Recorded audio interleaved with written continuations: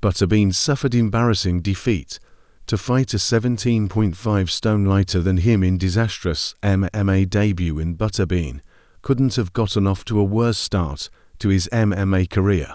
The rotund heavyweight rose to prominence in the early 1990s on the Toughman contest scene and quickly became one of American boxing's biggest stars after turning over as a professional in 1994. After 9 years and 73 pro bouts, Butterbean, or real name Eric Esch, decided to turn his hand to MMA in 2003. At the time, the sport was at the height of its popularity in Japan, where so-called freak show fights were commonplace.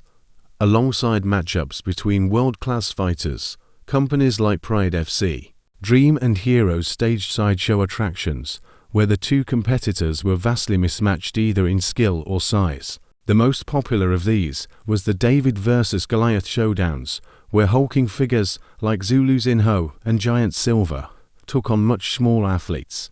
Butterbean made his MMA debut in his form of fight against Genki Sudo at K1 Premium 2003 Dynamite. While Butterbean tipped the scales at 400 pounds is 28.5 stone, Sudo weighed just 155 pounds is 11 stone, a staggering 245 pounds is 17.5 stone disparity. It looked as though Ash was in for a quick night's work, as he dwarfed his adversary in their pre-fight staredown. But Sudo boasted an 8-3-1 record in MMA by this point and held a black belt in Brazilian Jiu-Jitsu.